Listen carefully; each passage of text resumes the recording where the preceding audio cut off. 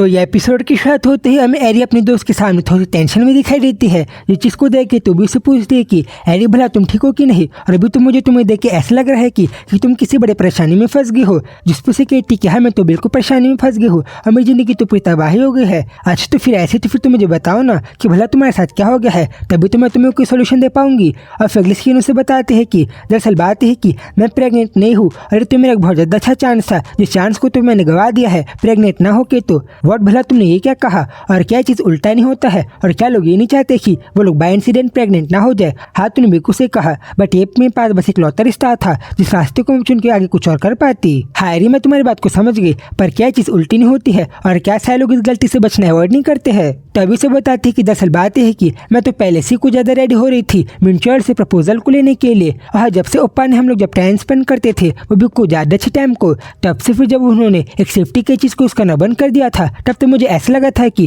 वो जल्दी से मुझे थोड़े दिनों बाद प्रपोज करेंगे, इसलिए मैं इस बारे में सोच रही थी। जिसपे तू भी कहती है कि भला कौन सी लड़की भला सेफ्टी को नया करने को प्रपोजल की तरह समझती है। और फिर उसे पूछती कि एरी क्या तुम मुझे क्लियरली बता सकती हो कि भला तुम किस चीज को लेकर इतनी ज्यादा एंशियस हो और तुम किस चीज को लेकर इतनी ज्यादा एंजाइटी में हो। हाँ तुमने मुझे थोड़ा टाइम पहले बताया था ना कि तुम तो उस लड़की को लाइक करती हो, और अगर तुम लोगों का टाइम ऐसे कुछ ज्यादा से चल रहा है तो फिर क्या बस थोड़ी दिनों बाद वो लड़का तुम्हें प्रपोज करने ही नहीं वाला था। और है जो फैक्ट है कि जो तुम इन सारी अनईजी चीज को और इन सारे बेकार सी चीजों को एक प्रपोजल की तरह सुनने के बारे में सोच रही हो, जो चीज तो कुछ ज्यादा हार्मफुल भी है, क्या चीज कुछ ज्यादा गड़बड़ नहीं है। और अगर मैं तुम्हें सच सच बताऊँ तो अगर तुम उस लड़की को डेट कर रही हो तो फिर क्या चीज थोड़ी सी गलत, और फिर आगे कुछ कहने के लिए जा ही रही थी। तभी उसे कहती है कि तुम तो बस चुप्पी हो जाओ, और भला तुम मेरे और उसके रिलेशनशिप के बारे में जानती भी क्या हो जो तुम हमारे बारे में सारी बातों कर सकती हो। और क्या तुम सही में मुझसे ज्यादा मिंचल ओप्पा को जानती हो या फिर तुम उसे जानती हो, और क्या तुम्हें कोई आइडिया भी है कि भला अपनी लाइफ की किस तरह से जा रहा है और भला कितनी ज्यादा परेशानी में है।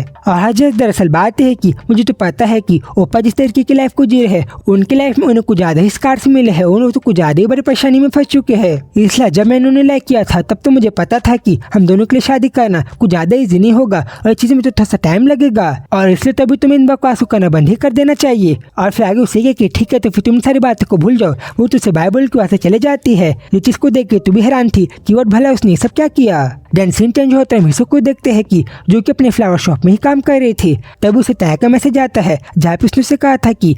आज तो मैं एक डे का ऑफ ले रहा हूँ और आज मैं ऑफिस में नहीं जाऊंगा, तो फिर देखना कि तुम जल्दी से काम करके जब आओगी तब मैं तुम्हारे पास ही मिल जाऊंगा। जिस बात पे तो कहती भी है कि क्या तहने इस वीक में कुछ ज्यादा ही डे ऑफ को नहीं ले लिया है, वो भी कुछ ज्यादा से रैंडम डे की छुट्टियों को। और मैं तो खुद वंडर करती हूँ कि तह को क्या उसकी छुट्टी को लेने के लिए क्या उसे पेड लीव और पैसे मिले होंगे कि भी नहीं। और तभी उसे अपने शॉपकीपर मालकिन की बात भी याद आती है जहाँ पे उसे कैसे बता रही थी कि तुम्हारा जो लड़का है वो कुछ गलत काम को भी कर सकता है, कुछ लड़कियों से रिलेटेड काम को, इसलिए तुम उसके थोड़ा सा बच के रहना। और उस बात को याद करते हो तो कहती भी है कि अभी मैं तह के साथ जिस तरीके से रह रही हूँ, अभी इसकी इन बातों को सुन के तो मुझे ऐसे भी लग रहा है कि मैं शायद से जो बातों को सोच रही थी मैं वो बातों को लेकर ज्यादा कॉन्फिडेंट हो रही हूँ, और अभी तो मैं नहीं पता बट क्यों टह को लेके तो सस्पिशियस होना बिल्कुल भी नहीं बंद कर पा रही हूँ। दैन उसे पूछती भी है कि तो फिर भला तुम आगे क्या करने वाले हो। वो बताता है कि मैं तो यहाँ पे थोड़ा सा पास में वेट कर रहा हूँ, और है एक और बात, अभी तो इस मैं तुम्हें कुछ ज्यादा ही मिस कर रहा हूँ। जिस बात को सुनकर तो कहती है कि अभी मेरे साथ जिस तरीके से बिहेव कर रहा है इस क्यूट तरीके को देख के तो मुझे ऐसा लग रहा है कि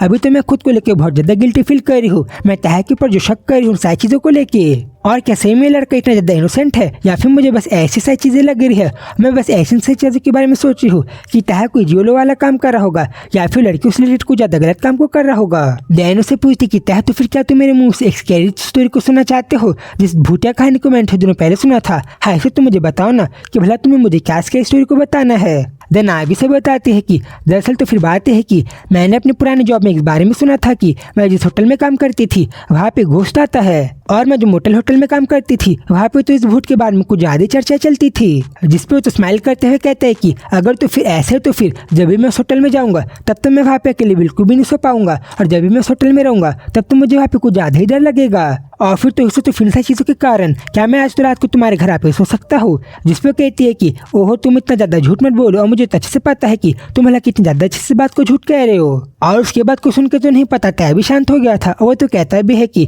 कैसे मुझे भला याद है कि कैसे थोड़े टाइम पहले तुम उस सारी बातों को मेरे पास के टाइम में कितनी ज्यादा क्यूरली कहती थी। और हाँ मुझे तो याद है कि पहले तो मैं तुम्हें बस छुप छुप के ही देखा करता था कि भला तुम क्या कर रही होती हो कि। और तभी हम एक और पास का सीन देखते हैं जहाँ पे इस होटल में काम कर रही थी, और वहाँ पे तह तो वहाँ पे आके उसको साइड से देख रहा था। और वो तो उस टाइम पे कहता भी है कि मैं तो उस टाइम पे बस ही चाहता था कि मैं तो तुम्हें बस फॉर एवर टाइम के लिए देखता ही रहूं। देन फिर जब वो ऐसे होटल में खड़ा हुआ था तभी वहाँ पे एक ओल्ड मैन आ जाता है और फिर वहाँ पे जाके काउंटर में कह रहा था कि तो फिर आंटी क्या मैं यहाँ पे होटल को बुक कर सकता हूँ। वो जिसके पहले को कुछ और अच्छे से कह पाए तह तो उसे रोक देता है और आगे उसे शांत करने के लिए कहता है। जिन बातों को सुन के तू भी हैरान था और फिर अगले सेकंड में देख पाते हैं कि कैसे तह ने तो उस आदमी को उसके परमिशन के बिना अपने बॉडीगार्ड के साथ बैठा के कहीं पे आगे भेज दिया था। और फिर अगले सेकंड इसके पहले को आदमी को समझ पाए वो तो किसी और होटल में आ गया था जहाँ पे तह के एक आदमी से बताता है कि ठीक है तो फिर आप यहाँ पे अपनी नाइट को अच्छे से बिता सकते हो। जिन चीज़ों को देख के तू भी भला शौक था। और फिर तभी हम ईशो को भी देखते हैं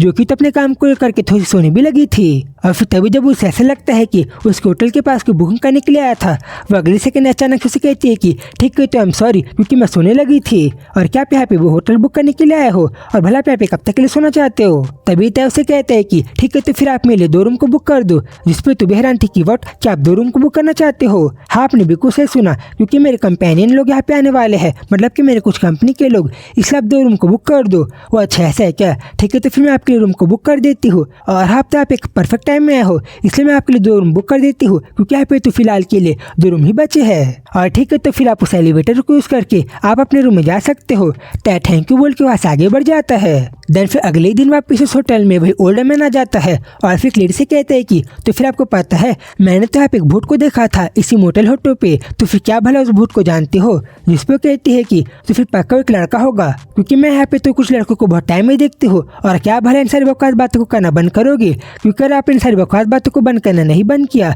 तो फिर मेरे होटल के बारे में मेरा बिजनेस बंद हो जाएगा और सारे लोगों के इस बारे में थोड़ी सी गलत अफवाह फैल जाएगी। तभी वो ओल्ड मैन उसे बताने का भी ट्राई करता है कि ये देखो मैं झूठ नहीं बोल रहा और वो लड़का तो इतना ज्यादा लंबा दिखता था। और तुम तो इस चीज़ के बारे में इमेजिन भी कर सकती हो ना कि कैसा आजकल के लड़के कुछ ज़्यादा ही लंबे टॉल और हैंडसम और अच्छे से कुछ ज़्यादा ही अच्छे से रहते हैं। तभी तो उन्होंने कहती भी है कि क्या आप अपनी सारी बकवास बातों को बंद करना बंद करोगे और कल तो आपने पक्का से ड्रिंक कर लिया होगा ये चीज़ के कारण आपको पक्का से ये सारी गलत फहमी हो रही होगी। बट डैन वो अपने कल रात के बात को इमेजिन करते उसे बताता है कि कह रहे मैं बिल्कुल भी झूठ नहीं बोल रहा और जैसे ही मैंने उस आदमी को मेरे सामने स्माइल करता हुआ देखा और जैसे मैं उसकी तरफ मुड़ा तब तो मैंने उसे देखते साथ ही पहचान लिया था कि वो इंसान तो पक्का से कोई ह्यूमन बिल्कुल भी नहीं था वो तो पक्का से एक भूत था क्योंकि मुझे तो उसकी 2 आंखों को देख के समझ में आ गया था कि भाई लोग कैसे दूसरे लोगों को परेशान करता होगा और उन्हें ठिकाने लगाता होगा। और क्या आप मेरी इस बात को बिलीव करोगे या फिर नहीं अगर मैं आपको ये बताऊंगा कि आगे उसने आदमी ने मुझे नहीं पता क्यों बट एक कार में बैठा के मुझे दूसरे होटल शिफ्ट कर दिया था बट वो होटल भी कुछ ज़्यादा अच्छा था जिस चीज़ को देख के तो मैं भी हैरान था। और ये चीज़ को सुन के तो वो होटल की मैनेजर कहती है कि सही में आपका दिमाग तो कुछ ज़्यादा ही खराब हो गया है और आप तो सही में आगे से बिल्कुल भी ड्रिंक मत करना। बट ये चीज़ तो हमें भी पता है कि ये बात तो सही में सच थी। और फिर आगे इन सारी बातों को याद करते हुए ईशो को बताती है कि तो फिर सो जब से तुम यहाँ पे काम कर रही हो तो फिर क्या तुमने यहाँ पे किसी टॉल बड़े से भूत को देखा है। जिसपे वो कहती कि नहीं मैंने तो यहाँ पे बिल्कुल भी कोई भूत को नहीं देखा है। वो अच्छा ऐसा है क्या तब तो मुझे पक्का से पता है कि कल रात को वो आदमी पक्का से कुछ ज्यादा ड्रिंक कर लिया होगा जिसके कारण उसे नशे में वो सारी चीजें दिखाई दे रही होगी। बट अगर जो हम लोग गरीब लोग हैं अगर हम लोगों के सामने कोई भूत आ भी जाएगा तब तो हम लोगों की गरीबी इतनी ज्यादा बड़ी प्रॉब्लम है कि हमारा तो भूत भी कुछ नहीं बिगाड़ सकता है। बट स्टिल रियली अगर उसने सही में कुछ देखा होगा तो तब तो मुझे ऐसा लगता है कि पक्का उसे किसी ने कस्टमर को देख लिया होगा जिस चीज को देख के उसे ऐसा लगा हो कि पक्का उसने एक भूत को देख लिया है। और एज लॉन्ग एज जब तक हमारा बिजनेस ऐसा अच्छा चल रहा है मुझे तो कोई भूत से बिल्कुल भी फर्क नहीं पड़ता है। जिस पे ईशो से हाँ तो बोलती है बट वो तो अपने मन में ही सोच रही थी कि भला मिंचुल इस टाइम में भला क्या कर रहा होगा। और फिर तभी फिर हम एक और रात का सीन देखते हैं जहाँ पे जब तय वहाँ पे आके एक होटल को बुक करना चाहता था तब तो वही होटल की मालकिन उसे प्यार से यस बोल के उसे वेलकम करती है और उसे कहती भी है कि ईशो तो फिर क्या तुम इस एम्प्लॉय को हैंडल कर सकती हो और क्या तुम अपने वर्क के लिए रेडी हो जाओगी। और फिर आगे तय को बताती है कि ओरिजिनली तो आप जो होटल को बुक कर रहे हो वो 4000 वॉन का है बट फिलहाल के लिए चीज़ के प्राइस थोड़े से कम चल रहे हैं इसलिए आपके लिए वो कमरे तो आसानी से बुक हो जाएंगे। और इस टाइम पे तो हमें देख पा रहे थे कि जब तय वहाँ पे होटल को बुक कर रहा था तब तो ईशो अपने फ़ोन में देख रही थी और शायद से वो मिंचों की मैसेज कर रही थी। और फिर तभी जब तय वहाँ से अपने होटल को बुक करके चले गया था तभी तो मैंने ईशो से पूछती भी है कि ईशो तो फिर क्या तुमने उस प्रीटी हैंडसम लड़के को देखा। जिसपे कहती कि वॉट क्या यहाँ पे कोई ऐसा लड़का भी आया था। वो कहती है कि अरे हाँ यहाँ पे तो कुछ ज़्यादा अच्छा यंग मैन आया था जैसे कि वो किसी सेलिब्रिटी हो। और सही में अगर तुमने चीज़ को नोटिस नहीं किया तब तो तुम भला क्या चीज़ को नोटिस कर रही थी और क्या तुमने उस लड़की का बहुत ज़्यादा अच्छा सा ग्लो करता फेस नहीं देखा। वो बताते हैं कि बिल्कुल भी नहीं, मैंने तो ऐसे किसी भी अच्छे लड़के को यहाँ पे नहीं देखा। जिस बात पे तो मैनेजर भी कहती है कि हिस्सो सही में तुम तो कुछ ज्यादा अलग तरीके की लड़की हो, जिस चीज के बारे में तो मुझे बिल्कुल भी नहीं पता था। और यहाँ पे जो मोस्ट लड़के रहते हैं वो लोग तो उस तरीके के चार्मिंग और अच्छे लड़के को तो हर बात चीज करते हैं, बट तुम तो कुछ अलग तरीके की लड़की हो जो तो हमेशा बस अपने हस्बैंड पे फोकस करके रखती हो। और अभी जब तुम अपने हस्बैंड के साथ रह रही हो तब तो मुझे ऐसा भी लगता है कि तुम्हारी दुनिया में तो भी कोई दूसरा लड़का एग्जिस्ट ही नहीं करता होगा। बट तभी हम देख पाते हैं कि टहनी से चीज़ों को देख के सोच रहा होता है कि कभी कभार तो इसे मुझे ऐसा लगता है कि तुम कभी कभार इतनी ज़्यादा बिजी ना रहो, और तुम आजकल जितनी ज़्यादा एग्जॉस्टेड रहती हो, तुम इतनी ज़्यादा थकी हुई और इतनी ज़्यादा एग्जॉस्टेड कभी भी ना रहो, और तुम्हारी जो इतनी ज़्यादा हैवी नाइट है वो इतनी ज़्यादा हैवी ना रहे और तुम थोड़ी सी रिलैक्स कर पाओ। और फिर देन मैं तो ये भी होप करता हूँ कि तुम जैसे बीमार पड़ते हो तुम वैसे किसी को बीमार भी ना पड़ो, और तुम्हें तो कभी भी आगे अपनी लाइफ में कभी भी कोल्ड फील ना हो। और ऐसा तो अपने के एक और पास की मेमोरी को याद करते हुए अपने ने कह रहा था। और फिर ये भी कहता है कि इसे मैं तो बस तुम्हारे बारे में ये होप करता हूँ कि तुम बहुत ज़्यादा स्माइल करते रहो और तुम तो हमेशा खुशी रहो। और फिर तभी हम एक और सीन में देख पाते हैं कि हिस्सो अपने काम को करते हुए नहीं पता कि वो थोड़ी बीमार होने के कारण थोड़ी एग्जॉस्टेड होकर गिरने लगी थी। जिस चीज़ को देख के तो उसकी मैनेजर से कहती है कि हिस्सो क्या तुम ठीक हो, और अगर अभी तुम्हें कुछ ज़्यादा अच्छा नहीं लग रहा तो फिर तुम शॉप के बाहर भी जा सकती हो। वो कहती कि हाँ वैसे मैं ठीक तो हूँ, बट मैं थोड़ा सा आराम करने के लिए बिल्कुल इस चीज़ के लिए रेडी हूँ। और फिर आगे अपनी मैनेजर से माफ़ी मांगते हुए वो तो उसे अपोलोजाइज करते हुए आगे बढ़ जाती है। और इस टाइम पे तो हिस्सो से कहती भी है कि हिस्सो अब इस टाइम पे हमारे कस्टमर नहीं आने वाले हैं, इसलिए तुम बिल्कुल अपनी चिंता को बंद करके अपनी टेंशन को सोचना बंद करके आगे अच्छे से रेस्ट करो। और तभी हमें देख पा रहे थे कि हिस्सो कैसे इस बात को मान के अपने शॉप के बाहर खड़े होकर थोड़ा सा आराम ही कर रही थी। बट इस टाइम पे भी अपने पास्ट में बस मिंचल के बारे में सोच रही थी, और वो तो कहती भी है कि मैंने तो ऐसा कभी भी नहीं देखा कि वो मुझे कॉल करना भूल गया होगा, हमेशा तो मैं उसे हमेशा सामने से कॉल करती हूँ, और अभी तो मैं खुद कंफ्यूज हूँ कि भला भी ये सामने से क्या कर रहा होगा। और फिर ऐसे से कॉल करके उसे पूछती भी है कि ओपा क्या तुम ठीक हो, और क्या आपने खाना खाया कि नहीं, और मैंने तो आपके लिए अच्छे से खाने को बना के रखा था, इसलिए प्लीज किचन में जाकर उस खाने को अच्छे से खा लेना ताकि आपकी तबीयत और आप अच्छे से हेल्दी रह सको। और फिर तभी जब मिंचल उसे कुछ खाने की डिमांड करता है तब उसे माफ़ी मांगते उसे कहती है कि सॉरी मिंचल, बट मैंने ग्रोसरी से सामान को लाना भूल गई थी, इसलिए मैं उस खाने को तुम्हारे लिए नहीं बना पाई, और मैं उस खाने को तुम्हारे लिए नेक्स्ट टाइम को बना दूंगी, इसलिए तो फिर तुम फिलहाल खिलासी खाने को खा लो। और फिर दिन आगे जब मिंचल उसके साथ ऐसी बात कर रहा था तब उसे पूछती है कि तो फिर मिंचल भला तुम्हारा आज का इंटरव्यू कैसा गया, जिस इंटरव्यू को देने के लिए तुम थोड़ा सा बाहर गए थे। और मैं तुम्हारे पे प्रेशर डालने का बिल्कुल भी ट्राई नहीं कर रही हूँ, बट मैं तो तुमसे बस क्यूरियस होकर पूछ रही हूँ ताकि मुझे तुम्हारे बारे में पता चल जाए कि क्या तुम्हें वो जॉब लगी कि नहीं, और ताकि मैं इन सारी चीज़ों के बारे में सोचना बंद कर दूँ। और मैं भी तुम्हारे पर बिल्कुल भी डाउट नहीं कर रही हूँ। और जब उसके सारी बातों को सुन के तो मिंचल थोड़ा गुस्सा हो गया था, तब तो आगे कहती है कि सॉरी मिंचल, बस मुझे तुमसे गुस्सा बिल्कुल भी नहीं दिलाना था, और मैंने तुमसे सारी बातों को तुम्हें गुस्सा दिलाने के लिए बिल्कुल भी नहीं कहा था, इसलिए तुम प्लीज मुझे माफ कर दो। और तभी तो हमें देख पा रहे थे कि कैसे उसकी इन सारी बातों को सुन के तो तभी पूरा शांत हो गया था। देन फिर जब ऐसी मिंचल के साथ लड़ाई होने के बाद हिस्सो का उसे बात करना बंद हो जाता है, और फिर जब वापस अपने शॉप में जाके हेड ऑन करके बैठ गई थी तब तो हमें देख पा रहे थे कि बोला उसको इस तरीके से बिहेव करते हुए देख के तो टैग का फेस कैसे पूरा ज्यादा सैड हो गया था। और फिर तो कहता भी है कि हिस्सो अभी तो मैं बस ये विश करता हूँ कि प्लीज तुम अभी अपनी सारी प्रॉब्लम को छोड़ के तुम थोड़ा सा स्माइल करने लग जाओ और तुम अपने लाइफ में थोड़ा सा हैप्पीनेस फील करने लग जाओ। और इसलिए तो अभी आशा कि मैं कोई भी चीज़ करूंगा जिन चीज़ों को करने के बाद मैं तुम्हारे फेस में स्माइल ला पाऊँ, चाहे सा चीज़ों को करने के लिए मुझे कोई बुरे रास्ते से भी चलना पड़े और मुझे कुछ गलत कामों को भी करना पड़े, बस तुम्हें स्माइल अच्छा फील करवाने के लिए। और मैं तो उस इंसान को इतना ज़्यादा पुश करूंगा, वो भी अपने हिसाब से कि देखना मैं तो कुछ ज़्यादा चीज़ों को कर दूंगा। और मैं तो उसे इतना ज़्यादा अच्छे सबक सिखाऊंगा जैसे कि उसने कभी अपने सपने में भी नहीं सोचा होगा कि कोई इंसान उसे इतना ज़्यादा अच्छे सबक सिखा देगा। और इसलिए तब मैंने प्लान कर लिया है कि चाहे मुझे उसे कट भी करना पड़े और मुझे उसके साथ कुछ भी करना पड़े और मैं तो उसे ठीक करके ही रहूँगा। और मैं तो उसे जल्दी से तुम्हारी लाइफ से कट करके मैं तो उसकी जगह को लेके ही रहूँगा चाहे कुछ भी हो। और है सो तो फिर बोला तुम मेरे इस प्लान के बारे में क्या सोचती हो और तुम इन चीज़ों के बारे में क्या बिहेव करोगी। और है क्या मेरी इन सारी चीज़ों को करने के बाद क्या तुम आगे इन सारी चीज़ों को जानने के बाद क्या तुम मुझे माफ़ कर पाओगी और क्या तुम मुझे फॉरगिव कर पाओगी।